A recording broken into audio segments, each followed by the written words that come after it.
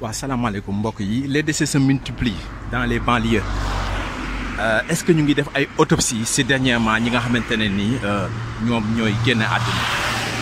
waaw parce que décès yi actuellement nii ci banlieue bi dafa yokk ba kenn xamul li lan la donc sunu waxtaan bii nii dama bëgg ngeen suivre audio bi ba mu jeex takk waaw balaa ñuy yegg foo xamante ne ni catastrophe lay nekk ñu ngi oo le président de tous les Sénégalais monsieur Macky. mbokk mi l'heure est vraiment grave tey nag lu ñuy waxtaanee mooy li nga xamante ne ni moom mooy confinement total et arrière tuuti rek wala bokk ñu bàyyi ba ci kanam ma wax leen li gën a am solo ci waxtaan bi mooy silmaxa boobu nga xamante ne ni nee naa leen depuis 10 ans vous pouvez le voir encore plus près. L'heure est vraiment grave.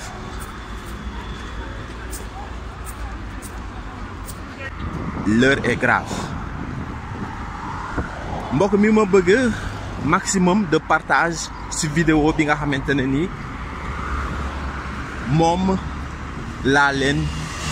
jottali pour ngeen jottali ko ba mu yegg ci son excellence monsieur Macky Sall, le président de tous les Sénégalais. mbokk mi l'heure est vraiment grave. sunu waxtaan wi nga xamante ne nii moom la ñuy def ci coow li nga xamante ne nii moom la ñuy wax coow li ci buntu teen bi gaa ñi amul baak la. mbokk mi maa ngi leen di fekk ku nekk fa nga nekk mën la jàpp loxo di la jox sa yéeguwaay di leen wax ne présentement fi ñu toll nii l'heure est grave. monsieur Macky Sall mu taxawu askan bi suivre vidéo bi ba mu jeex takk nga partagé ko ay njëriñ kese moo ci nekk bismillah. encore plus près.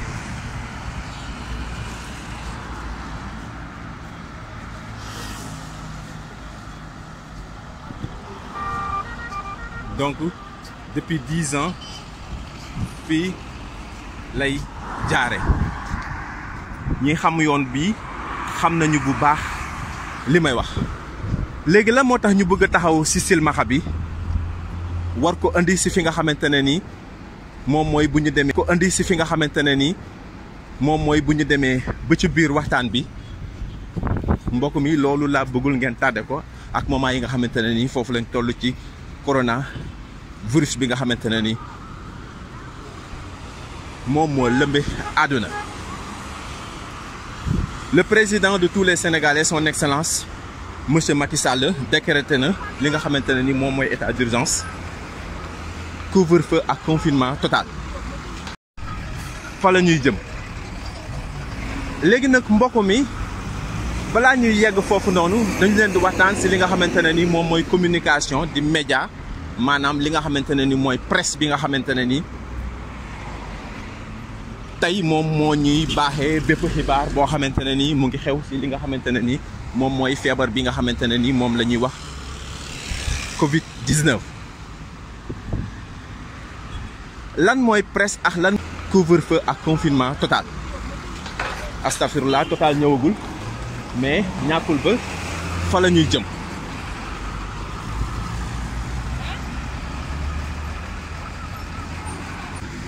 donc ci biir journaliste yooyu noonu du nag li ko wër mu di ñu ko jox comme ni mu amee aussi du ci yokk te du ci wàññi donc mu am ñoo xamante ne ni ñoom la ñu jox information bi mu am ñoo xamante ne ni ñoom ñooy jëli ji di indi information bi ñi koy jëli ji di indi mooy ñi nga xamante ne ni ñoom la ñuy wax les journalistes. donc ci biir journal lan mooy presse ak lan mooy njëriñam. donc presse dafa nekk benn jumtuwaay boo xamante ne ni informer juste et vrai mooy li nga xamante ne ni moom mooy liggéeyam mooy bi maanaam bépp information boo xamante ne ni xew na waxuma la rek ci feebar bi waaye ci Sénégal ak àdduna ak li ko wër. donc ci biir journaliste yooyu mbokk mi yaa ngi toujours Sénégal ci biir journaliste yooyu noonu mu am ci ñoo xamante ne ni tey seen fit toogatul mu am ci ñoo xamante ne ni ils sont en désaccord total avec leur maison de presse bu feeñulee léegi dina feeñ ci kanam. toujours maa ngi wax ci confinement bi nga xamante ne nii mooy confinement bi ngeen xam mais mu am confinement bu nga xamante ne nii foofu ngay xoole loolu je pense que wax naa leen ci démb as tuut du ñëpp ñoo ànd ci ni nga xamante ne nii noonu lay doxe am na ci ñoo xamante ne nii lii nga xamante ne loolu la société bi dund actuellement nii ñoom neexu leen mais ils sont derrière leur maison de presse malgré eux parce que ki nga xamante ne nii moo ëmb sa sànqal kooku fu ko neex rek mooy confinement bi ngeen xam mais mu am confinement bu nga xamante ne nii ci confinement niveau intellectuel la maanaam jël say xalaat ak sa xel ak sa xol lépp daal di koy tëj am fu ñu lay yamale na leen foofu nga war a yem su fekkente ne da nga bëgg a dem au-delà de foofu noonu ñu daal di lay wàccee teg fa keneen mbokk mi donc la situation actuelle du ñëpp ñoo ànd wi bu ko neexulee mu bàyyi dem seeti leneen jusque là je pense que on est d'accord. autonome bokk na ci aussi ki nga xamante ne ni moom mooy journaliste boobu di def borom bejjaaw bi te mu bind livre jamono jële rek te nekk fële te nekk TFM actuellement nii amoon na problème je pense bi mu nekkee Walfadjri pour ay affaires yu ni mel yaakaar naa moom moo amoon problème ak ki nga xamante ne ni moom mooy loolu je pense que wax naa leen ci démb as tuut donc présentement am na lenn ci journaliste yoo xamante ne ni mbir yi di doxe neexu leen ça a causé beaucoup de problèmes depuis l'Antiquité bokk na ci liy jëlee Pape Alé ci fële nga xamante ne ni moom mooy 2STV il voulait être autonome bokk gaa ñi amul bac la mbokk mi fàttali naa leen ko fàttaliwaat leen ko ne leen coow li ci buntu teen bi gaa yi amul bac la soo ko déggee mooy mbir moo gis rek am na ci ñoo xamante ne ni loolu moom mooy seen fort moom la ñu jàng moom la ñu tari gannaaw ba nag ñi nga xamante ne nii ñoom ñoo jàngoon tari ñu ngi def seen liggéey muy ñi nga xamante ne nii jusque là je pense que on est d'accord léegi ñoom ñëpp présentement on les oblige de parler que de la maladie bi nga xamante ne ni feeñ na ci àddina télé yëpp focus ci loolu ñuy wax coronavirus ba askan wi yee xamante ne ni fa laay taxaw présentement ni mooy état d'urgence bi nga xamante ne ni moom laa décrété di ko jottali le président de tous les Sénégalais son excellence monsieur Macky Sall maa ngi jégalu ci kàddu yi nga xamante ne nii moom laay utiliser présentement jubluwaay bi du lenn lu dul nga jotoon ci sama message bii nga xamante ne nii moom laa doon jàllale gannaaw boo jotee ci li nga xamante ne nii moom mooy coronavirus bi donc ñoom à leur niveau li nga xamante ne nii moom la ñuy gis présentement ñu ngi koy waxee mbokk mi jusque là on est d'accord bravo à eux ñu ngi focus ci côté bi nga xamante ne nii moom mooy côté coronavirus bi existé na mu ngi ravager mu ngi def ay problème seen liggéey muy ñi nga xamante ne nii ñoom la ñuy wax nan lañ ko waxee professionnels yi wala boog ñi nga xamante ne nii ñoom ñoo expérimenté à la matière wala ñi nga xamante ne nii ñoom ñoo waatoon am ay lijaasa ñu ngi def seen liggéey bu mat sëkk tubaar fakàlla macha allah ci li nga xamante ne nii moom mooy coronavirus. Voilà donc ne te fous pas de nous lijjantil problème bi nga xamante ne ni actuellement moo taxaw ne këtt na jonn gannaaw ba nga xamante ne nii def nga yow li nga bëggoon a def te nga waroon a njëkkee si li nga xamante ne nii moom ngay mujjee xaw ma dans 2 jours di nga ko def wala dans 3 jours te xaw ma te yaa ngi wax fi mu nekk nii confinement total confinement général pour ñun ñëpp ñu tëju si suñuy kër te présentement nii rek après 4 wala 5 jours le Sénégal est au chaos xamuloo waa tey ma xamal la nag la situation toon si sama message bii nga xamante ne nii moom laa doon jàllale gannaaw boo jotee message bi nga xamante ne nii bu naxari la na nga déglu ba yegg parce que li gën a am solo mu ngi si kanam. Ne te fous pas de nous monsieur le président ne te fous pas de la république monsieur le président de tous les Sénégalais Macky Sall ne te fous pas de la république bul ñu fontoo quoi lu tax ma ne bul ñu fontoo tëj nga bunte yi fi mu nekk nii nit ñaa ngi dee ak xiif lijjanti loolu problème boobu le plus rapidement possible. waa tey ma xamal la nag la situation actuelle problème yi nga xamante ne nii moom la ñuy jànkonteel actuellement nii ma xamal la fi nga xamante ne nii fa la Sénégal toll damay bañ la daloon président bi nga xamante ne nii moom moo fi génnoon ay jamono mu ne ay njiitam daawuñu ko wax li xew tey yéen a ngi concentré wu yéen ñëpp ci li nga xamante ne nii moom mooy coronavirus wax naa leen ko gërëm naa leen sant naa leen bravo à vous mais les Sénégalais souffrent actuellement nii xoolal confinement total on est pour mais Macky Sall mon cher président le président de tous les Sénégalais je vous demande de penser à nous présentement parce que fi mu nekk nii kenn dematul kenn dikkatul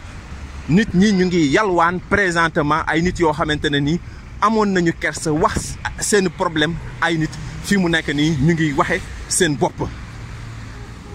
tout simplement parce que ils sont dans le besoin fi mu nekk nii amatuñu lu ñu lekk amatuñu lu ñu naan dematuñu dikkatuñu accès yi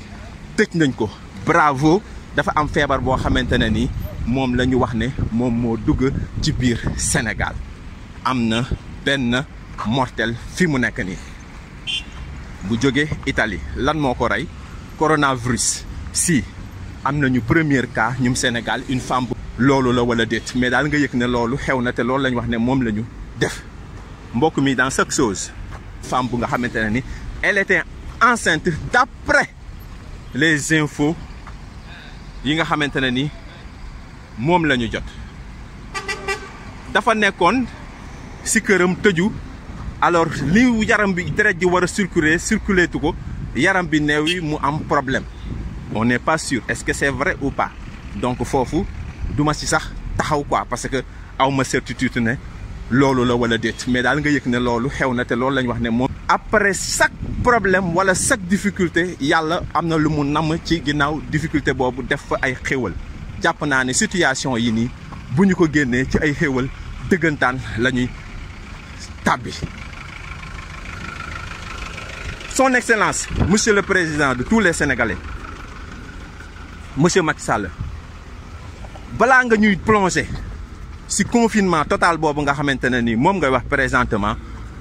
na nga xam ne jaay tamaate loxati poobar kaani maseek yu demee noonu bokkul donc boobu nga xamante ne ni moom ngay wax présentement na nga xam ne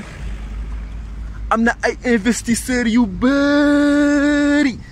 yoo xamante ne ni présentement ils ont besoin d'aide j'en fais partie mais njëriñ loo fekkee bon investissement à grande échelle bokkul ak investir ci table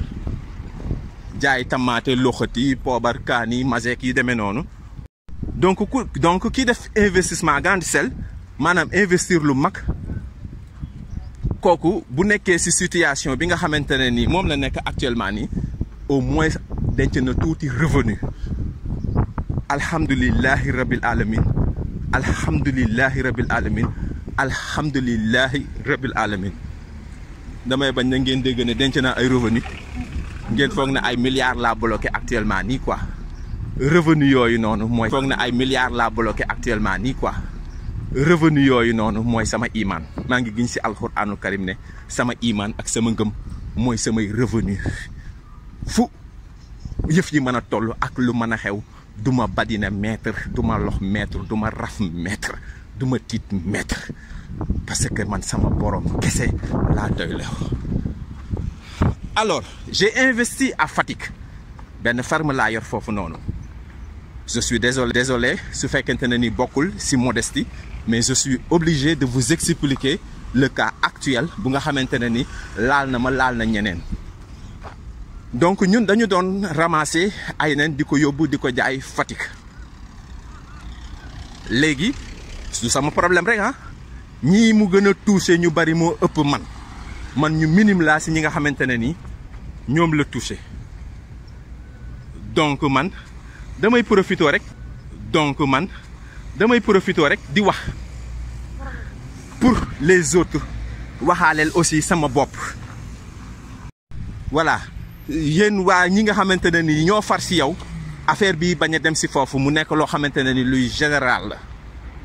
waaw boo demee ba nga xamante ne ni da ngay defal nit ñi confinement total na nga fexe ba nit ñi nañu lekk nañu suur nañu am jàmm parce que bu boobaawee di nga rey loo toll si askan woo xamante ne ni si tiit rek nga leen reye waaye reyewuloo leen si dara donc il faut que ça soit clair entre nous. Nga xam ay stocku aliment nan la ñuy mën a def ba nit ñi bu fekkente ne nii da ngay séddale loolu nga xamante ne nii ay aide lay nekk maa ngi lay prévenir si li nga xamante ne nii moom moo gën a jaaxal sénégalais yi nga bañ ko jox waa AEPR xam nga waa na ngeen tudd sax waa côté yooyu la daal moi je m'en fous sax de votre nom xam nga ça ne m'intéresse pas nga teel a tëj pour nga mën a joindre fi nga dëkk balaa moo xat. Comme ni ko Julo sama doom bi di waxe balaa xat monsieur le président ñu ngi toujours Sénégal kon balaa xat monsieur le président balaa nga ñuy dugal ci confinement total na nga ñu lijjantil suñuy problème présentement na nga ñu lijjantil suñuy dépôt aliment nan la ñuy def ba mën a am bëlante seen biir pour mën a génne ci situation actuelle bi te attention tu as fait des progrès mention très bien si ni nga ko defee parce que au moins may nga nit ñi 8 heures ba ñu xëy 8 heures ba 20 heures doori ji seen waa dem la jëti seen affaire mais guddi gi moo bokkul si programme bi jaaykat yi donc ça dépend yow fi nga dëkk tu es obligé donc nga teel a tëj pour nga mën a joindre fi nga dëkk balaa nga xam ne actuellement nii nit ñi xamante ne nii ñoom ñoo war a distribuer aide yi su fekkente ne nii dañuy yegg foofu parce que comme ni ma la koy wax rek coow li si buntu teen bi gaañ amul baak la ñun duñu xaar jamais ba nga xamante ne nii problème bi danaan këtti ne jonn ñu door di si wax ñun prolongement rek la ñuy def waaw dans chaque chose dañ koy wax bien avant nit ñi di yegg foofu noonu. donc un homme averti en vaut deux su fekkente ne nii da nga maa bëgg a jàpp parce que li ma la wax nii daf laa naxari dama ne jàpp parce que li ma la wax nii daf laa naxari. dama ne na nga njëkkee bu boobaawee boo defee li nga xamante ne nii moom la askan wi soxlaa su boobaawee man je suis satisfait am naa satisfaction si li nga xamante ne nii moom laa bëggoon mooy askan wi dund gi aide bi yegg ci ñoom. léegi nag bu nga xamante ne nii toll nañu foofu bu boobaawee si lay gën a ëppee maa ngi lay waxal loolu barke alxuraan. maa ngi lay prévenir son excellence gis nga boo defee confinement total te préparé wuloo nga jox nit ñi ay dund di nga rey askan wu bare son excellence Massa Thiono monsieur le président nattu bi dal sa gaw yàlla na la ko sama borom teggil ci barke alxuraanu karim maa ngi lay ñaanal sama borom bu ñu demee ba ci moment boobu nga xamante ne ni nit ñi da nga leen a tëj na nga bàyyi xel beneen mbir yaa ngi Sénégal son excellence monsieur le président vous êtes au Sénégal n'oubliez pas que n'oubliez jamais que ne Sénégal kër yi surtout si communautaire yi ni ñu koy commune yi li ñuy wax transmission communautaire bu boobaawee si lay gën a ëppee maa ngi lay waxal loolu barke alxuraan. lu waay di ñaan rek lu waay di bëgg rek yàlla na nekk li gën si moom. Abdoulaye Diouf Sarr jaar na fu ne bi mu nekkee ministre santé lu toll nii moo dal si kaw. Macky Sall korog bi mu dokkee président la Béthio Thioune ñu ne Béthio si la rey ñaari nit ak sunu ministre bi Abdoulaye Diouf Sarr le gars qui a rampé pour arriver là où il est aujourd'hui. Donc jaar-jaaram tubaar fakàll macha allah. mbokk mi ça fait l'occasion pour ñu jàngaat si mbir mi que ne sunu borom lu waay di ñaan rek lu waay di bëgg rek. ñu ne Béthio si la rey ñaari nit Macky Sall ak ab nguuram fii mu nekk ne ak Abdoulaye Diouf Sarr amatuñu jàmm. pour yéen ñi nga xamante ne nii da ngeen forcer seen borom def lu nekk mu jaral leen lu nekk. non waxuma ñii actuellement gàm boobu génn naa si ñi nga xamante ne actuellement ñu ngi rey ay puni ñu ngi rey ay nit ñii di def ay xërëm pour doon dara. tey li ngeen yanu diis na gaay yi son excellence tey affaire bi garaaw na si sa nguur la xewe alors bi nga si duggee rek 1 mois après rek si la affaire kii boobu dal sa kaw. Abdoulaye Diouf Sarr jaar nga ministère bu nekk mais nañu ko jàppe nattu jombul kenn. ah wéy kuy jéggi dex doo rey mukk la sama àddina ma dama xam fan lay mujje xaw ma ko di. voilà donc je suis prudent dans mes dires hein. waaw li may wax maa ngi. voilà donc je suis prudent dans mes dires hein. waaw li may wax maa ngi siy def ak moytu maa ngi siy def prudence boo xamante ne ni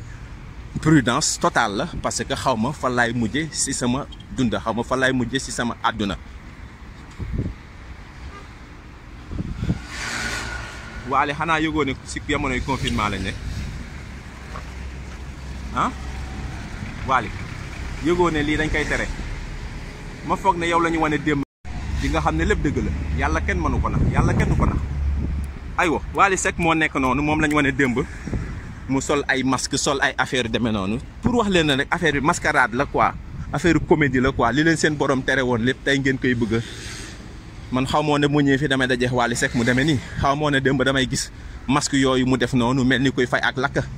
xaw ma woon loolu. mais yàlla moom mooy wane boppam tout le temps rek ne li mu leen tere woon ngeen bañ ne du ngeen ko bàyyi loolu noonu. bañ ne du ngeen ko bàyyi loolu noonu alors ala kulli xaal waxam moom moo fiy nekk moo fiy mës di nekk te loolu du deñ mukk. kon mbokk mi andil naa leen silmaxa boobu nga xamante ne ni moom lañ dajal si yoon bi te depuis 10 ans mu nekk ci tali bi di ko lijjanti na muy doxe na muy def na muy doxe na muy def bay dund depuis 10 ans ak des milliers de personnes yu nga xamante ne ni rey nañ leen si àddina bi allahu akbar ay auto accident fekk leen si territoire ramassé leen. il est toujours vivant donc on peut s'attendre à sa mort à tout moment mu ñu jàpp ne que nekk jàmmalaay siin moo ko ëpp sécurité parce que mu ngi si àll ba nga xamante ne nii àll boogu oto amu fa ay sereet fa am ay kii fa am day nax boppam. ki nekk sereet fa am ay kii fa am day nax boppam ki nekk jàmmalaay siin bu foogee ne moom il est dans le confinement total bu foogee ne moom mucc na si bu fekkente ne nii suñu borom dafa nar a ñëw si moom nax na boppam. suñu borom dafa nama ñëw si moom nax na boppam. donc mbokk mi gis nga li ma bëgg a expliquer foofu waa dama bëgg a wax tout simplement rek ne ki nga xamante ne nii présentement mu ngi confiné wu wala mu ngi def confinement di laxu fu sori foog ne moom mën na mucc son excellence monsieur le président Macky Sall le président de tous les Sénégal de tous les Sénégalais. Sénégal état am na fii ci Sénégal donc yu ñu yéex a def la donc nous allons vers où un Sénégal vraiment propre des Sénégalais civilisés non ça me fait plaisir neex na ma te loolu laa gis ne fa la ñuy jëm moo tax ma ne leen mbir mi coup théâtral la man loolu laa gëm waaye nag bu ñu demee ba ci bëgg a yóbbu ci confinement total dama leen di wax ne leen je suis pour mais ngeen xam fi ngeen nekk ma fàttali leen ne Sénégal état d'urgence boo fi décrété confinement total boo fi décrété maa ngi lay giñal si alxuraanul karim ne sa ngay gën a ëpp ay mort parce que kër yi dañu xat bërëb ji dañu xat te jumtuwaay yi fi mu nekk nii si guddi gi sax moom moo gën a garaaw si la nit ñi di gën a kiiwe lii dama si yam donc lii man dama see yam xamuñu woon ne aussi lii am na fii si Sénégal donc yu ñu yéex a def la donc mënuñu am aliment di am ay nen te nen yooyu noonu bu demee ba jeex te amuñu aliment ils sont obligés ñuy jox seeni mala ay ndox ba koroog yàlla di ñëw parce que pour ñun yàlla rek la ñu gëm moo xam ndax ngeen xam fi ngeen nekk ma fàttali leen ne yéen a ngi Sénégal ma fàttali leen ne réewum bokkante kaasub ataaya la ma fàttali leen ne réewum defalante teraanga la ma fàttali leen ne réew la mu nga xamante ne nii mbokk mi habitude yooyu noonu bu ngeen ko laataa dagg si tali bi na ngeen ñoox kër yi ay lekk ba mu baax stocké ko ba mu baax ñi nga xamante ne nii investiroon nañu sama genre gi nga xamante ne nii ñu ngi stocké fii mu nekk nii seen i tablette nen mënuñu am aliment di am ay nen te nen ndax ñun yàlla rek lañu gëm moo xam ndax bu boobaawee li nga xamante ne nii mooy situation bi dafay changé moo xam ndax dañuy jël di jox jur yi ndox ba ñu dee ñoom ñëpp ba jeex tax moo xam ndax dañ koy rendi saraxe ko moo xam mais nous on s'est déjà préparé en toute éventuelle circonstance. Je vais vous dire ce que je vais faire amul secret boo xamante ne nii dama koy nëbb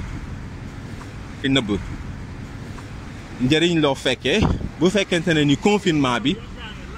dafa ñuy dimbali pour ñu mën a mucc si li nga xamante ne ni moom mooy jafe-jafe yi nga xamante ne nii foofu la askan bi toll bu boobaawee daf koy jar mais nag su fekkente ne nii da ngay dugal nit ñi si ay ruq ba pare ñu xiif non seulement feebar bi di leen gën a tànc non seulement feebar bi di leen gën a contaminé te parewuloo pour loolu parce que déjà rek si say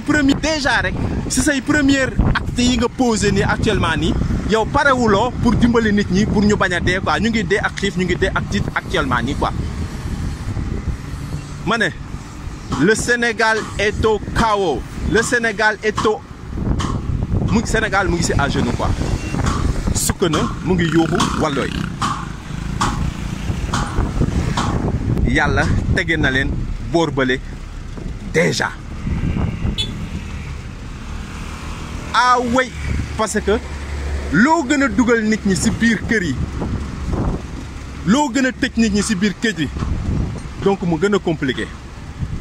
maa ngi lay fàttaliwaat ne la ñiy liggéeyal te war a fay luyaas nga bàyyi leen xel ñi nga xamante ne nii actuellement nii dañu war a fay ndox fay courant nga bàyyi leen xel loolu sax c'est le minimum xam na sukk na mu ngi yuuxu wallooy moo tax ma di la prévenir pour confinement total boobu noonu balaa nga fa laataa yegg nga dimbali askan wi toppatoo leen waxuma la si wàllu lekk wi rek de waaye nag nga xam ne yàlla rek moom man ñi siy dund yàlla séparé na leen ñi si war a dee aussi yàlla tege na leen boor bële déjà c'est le minimum xam naa ne ku liggéeyul moom doo am loo fay loolu moom bu ñu fa yeggee sax garaawul siif lay nekk quoi le sauve qui peut parce que borom kër gi bu la laajee moom xam na fi situation bi nekk bu boobaawee mënuloo fay loo yorul quoi loolu moom ne vous inquiétez même pas quoi amuloo xam na fii situation actuelle bi nekk donc loolu moom ne vous inquiétez même pas yéen ñi di fay ndox ak fay courant wax yooyu yëpp loolu moom sax du cas quoi loolu moom c'est le minimum de ce que le président de tous les Sénégalais son excellence monsieur Macky Sall mun a régler loolu moom c'est le minimum loolu moo gën a néew si li mu mën a régler donc loolu moom ne vous inquiétez même pas bu leen joxe lu ngeen amul parce que loo amul mënuloo ko joxe je pense bien que foofu moom amul inquiétude quoi je pense bien que foofu moom amul inquiétude donc li nga xamante ne nii nag moom laa gën a ragal si banlieue bi mooy nii banlieue bi surchargé surpeuplé allahu akbar loolu moom moo ma tiital su fekkente ne ni feebar bi dañuy décréter li nga xamante ne ni moom mooy confinement total loolu mooy li nga xamante ne ni man présentement moom laay jooy moom laay tiit moo tax ma ne le président de tous les Sénégalais son excellence monsieur Mac ngeen communiquer si bu baax a baax si li nga xamante ne moo xam ndax dañu may rey moo xam ndax dañu mu tëj si kaso bi mais vidéo bi bu ngeen ko dégloo ngeen œuvrer pour l'action sociale wala l'action générale ngeen bën a œuvrer pour action personnelle pour intérêt personnel ngeen xalaat si li nga xamante ne ni dafay dem si njëriñu askan wi ngeen xalaat si li nga xamante ne ni dafay dem si njëriñu askan wi yëpp parce que présentement su fekkente ne nii yéen da ngeen nekk si li ngeen nekk nii rek présentement dans peu de jours dootu leen ko defati parce que seen askan wi yëpp dinañu dee te bu boobaawee seen li ngeen taxoon ngeen di ut dootu ko jarati quoi way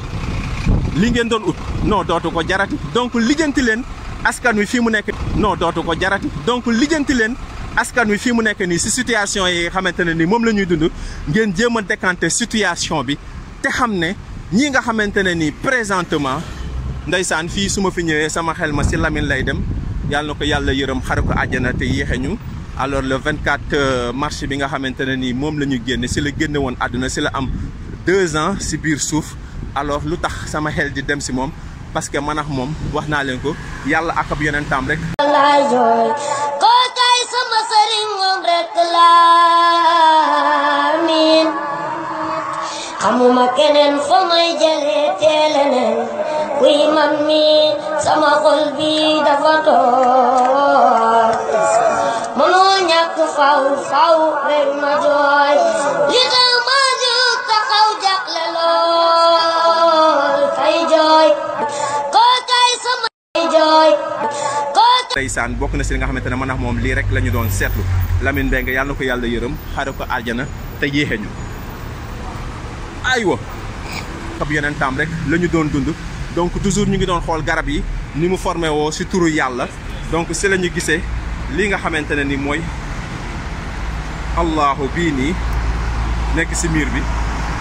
ñun si lañu ko détecté woon allahu bii ngeen di gis nii si lañu ko détecté woon point yi tamit dina am lu ma leen wan si kanam ay allah yu bari lañu ko taxawee te moom ndeysaan bokk na si li nga xamante ne man ak moom lii rek la ñu doon seetlu Lamine ay jooy kookaay sama sëriñ moom rek laa amiin xamuma keneen fa may jëlee teeleneen kuy man mi. Mon objectif, c'est de créer le maximum d'emplois chez les jeunes ici. Et l'Afrique doit faire partie de ceux qui ont du sang pour son développement. kookaay sama sëriñ moom rek laa jooy kookaay sama sëriñ moom rek laa miin xamuma keneen fa may jëlee teeleneen kuy man mi sama xol bi dafa toog mënoo ñàkk faw rek ma jooy li tax ma jóg taxaw jàqle lool fay jooy kookaay sama sëriñ moom rek laa xamuma keneen fa may jëlee teeleneen xamuma keneen fa may jëlee teeleneen kuy man mi sama xol bi dafa toog ba léegi yéen a ko gis léegi noonu ñu ngi koy ñaanal yàlla gën a gudd fan li ma bëgg ñu jàngat si loolu rek mooy mbokk mi nañu delluwaat si ak dal mbokk mi nañu waxaat alhamdulilah mbokk mi nañu delloo si sunu borom mbokk mi nañu am imaan mbokk mi nañu tudd sunu borom te xam ne lii ku si war a dee te xam ne lii ku si war a dee kese moom moo si dee way lii ku si war a dee kese moom moo si dee yàlla sunu borom fii mu nekk nii tracé na bu yàgg xaaj bi jëm déwén ak xaaj bi nga xamante ne ni ren lay yem mbokk mi loolu laa bëggoon ñu jàngat si kooku nga xamante ne nii mu ngi loolu laa bëggoon ñu jàngat si kooku nga xamante ne nii mu ngi dox ay activité am si rebooru tali bi tey du gisu ay nit yuy gis sunu borom rey leen confinement total bi nga xamante ne nii moom la ñu bëgg a def xalaat naa ne bu ñu préparé bu ñu jëlee ay mesures xanaa ma wax rek ne ñi war a dee incha allah rek ñoo siy dee ñi si warut a dee duñu si dee foofu laa taxaw loolu laa gëm te loolu laa bëgg rappeler le président de tous les sénégalais feebar bi nga xamante ne nii ñu ngi koy dégg si yeneen réewu jàmbur yi. bismillahi rahmaani rahim alhamdulillahi rabbil alamin bismillahi rahmaani rahim allahu la ilaha wal hayyul hayyum la ta'khudhuhu sinatun wala nawmun lahu ma fi samawati wa ma fil ardi man zal lazi yasfahu indahu illa bi izni yaxlamu ma bayna aydihim wa ma xalfahum wala yuqituna bi shay'in min ilmihi illa bi ma sha'a wasiya kursiyyu samawati wal ard wala yauduhu ihzuhuma wa huwa al aliyyul azim subhana rabbika rabbil izzati amma yasifun wa salaamun alal mursalin walhamdulillahi rabbil alamin mbokk mi sunu thème bi nga xamante ne nii moom moo topp ci bii nii ñu ngi waxtaanee actuellement divorce yi nga xamante ne nii moom moo am ci Sénégal ak xale yi nga xamante ne nii seeni yaay jël nañ leen yor responsabilité bi seeni baay yi daal di effacer seeni loxo ci li nga xamante ne nii moom mooy yor xale yi donc loolu bu leen ko yor xale yi donc loolu bu leen ko tardé bu leen ko manqué moom mooy nekk suñu siwitu waxtaan